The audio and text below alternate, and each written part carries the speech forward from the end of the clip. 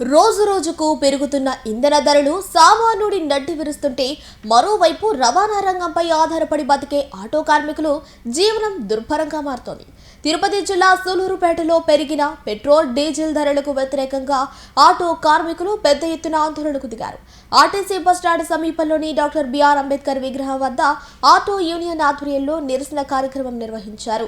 ప్రభుత్వాలు వెంటనే స్పందించి ఇంధన ధరలు తగ్గించకపోతే పోరాటాన్ని ఉధృతం చేస్తామని కార్మికులు హెచ్చరించారు. మేము ఆటో జిల్లా కమిటీ తరఫున కేంద్ర ప్రభుత్వానికి డిమాండ్ చేస్తున్నాము.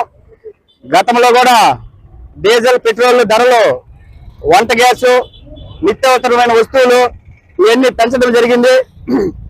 సామాన్యమైన మనిషికి మధ్యతరగతి సగటు మనిషికి ఈ ధరలు కానీ అందుబాటులోకి తీసుకురాకపోతే దేనస్థితికి వెళ్ళే పరిస్థితి ఉన్నది. ఇక్కడ రాష్ట్రంలో కూడా శ్రీశక్తి పథకం పెట్టి ఆటో సోదరులకి అందరికీ అన్యాయం జరిగింది.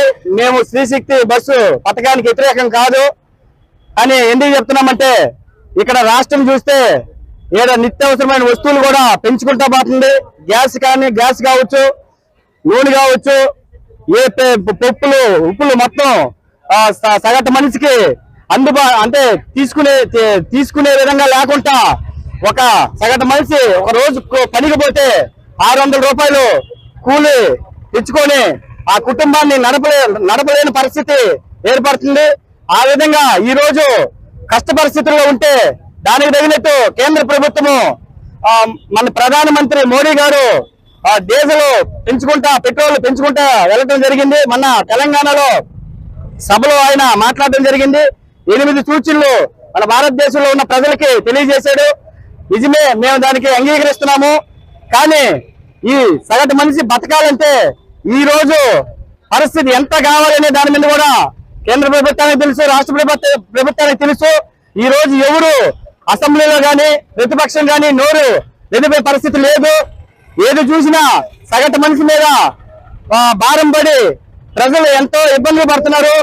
మేము సిఐటి తరఫున మేము డిమాండ్ చేసేది ఆటో కార్మికులు కావచ్చు, బస్సు కార్మికులు కావచ్చు, లారీ అందరికీ అందుబాటులోకి డీజిల్ తగ్గించి తీసుకొని రావాలా, గ్యాస్ ధరలు తగ్గించాలా, అదేవిధంగా వంటకి సంబంధించిన ధరలు కూడా తగ్గించాలా.